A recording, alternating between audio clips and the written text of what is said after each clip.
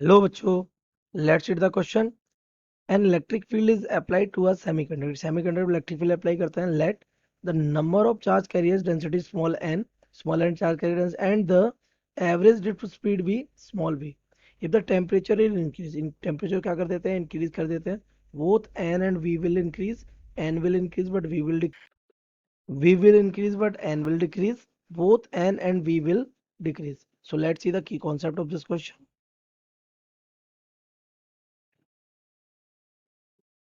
The key concept of this question is बेटा कि हम यहाँ पे दो चीजों के बारे में बात करें, एक चार्ज कैरियर डेंसिटी के बारे में और एक एवरेज ड्रिफ्ट वेलोसिटी के बारे में. सबसे पहले बात कर लेते हैं स्मॉल एन की. स्मॉल एन क्या है?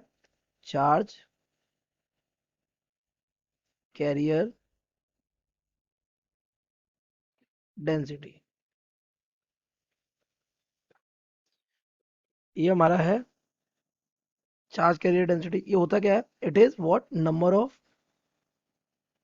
Charge carriers per unit volume. ये है हमारा व्हाट चार्ज कैरियर डेंसिटी. तो नंबर ऑफ चार्ज कैरियर्स का क्या क्या रिलेशन होता है? तो होता क्या है, जब थर्मल एनर्जी क्या होती है? थर्मल एनर्जी क्या कर देती है? Breaks the covalent bonds. किसके कोवेलेंट बॉन्ड? अच्छा, सेमीकंडक्टर क्रिस्टल के अंदर सभी इलेक्ट्रॉन्स कोवेलेंट बॉन्ड में होते हैं. तो कोवेलेंट बॉन्ड क्या हो जाते हैं? ब्रेक हो जाते हैं. More electron hole pair becomes free. वो क्या हो जाते हैं? फ्री हो जाते हैं. यानी कि चार्ज कैरियर्स का नंबर तो थर्मल एनर्जी ही बढ़ाती है. ओके. अब सेकेंड अगर और लॉजिक देखें इसके बारे में, एवरेज ड्रिफ्ट वेलोसिटी वी के बारे में. ये कौन है? Average drift speed. इसका लॉजिक ये है कि आपको पता है ये दी जाती है किससे? E tau capital E by small m. Where m क्या है? एम ये मास है किसका? चार्ज कैरियर का. और यहाँ पर टाउ इंपॉर्टेंट है किससे? टाउ क्या है? रिलैक्सेशन टाइम है. अब रिलैक्सेशन टाइम क्या होता है? रिलैक्सेशन टाइम होता है हमारा कि अगर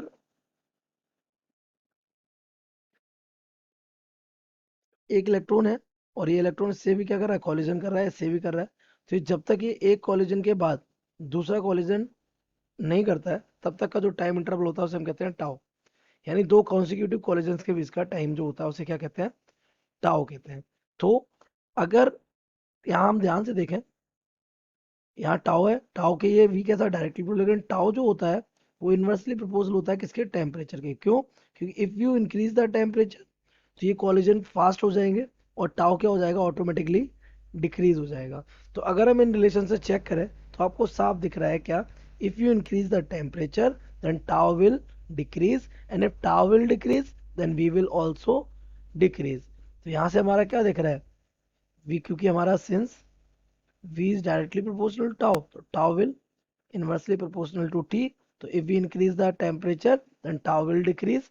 That means v will, sorry, it will be v will decrease. But from first concept, if you increase the thermal energy, तो thermal energy से more electron होल पेयर बनेंगे, तो आपका नंबर ऑफ चार्ज कैरियर्स बढ़ जाएंगे, तो density automatically क्या हो जाएगी? इंक्रीज. तो n इंक्रीज होगा बट v क्या होगा? डिक्रीज हो जाएगा.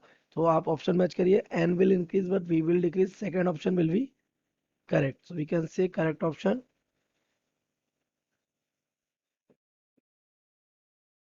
second. I hope you have understood it well.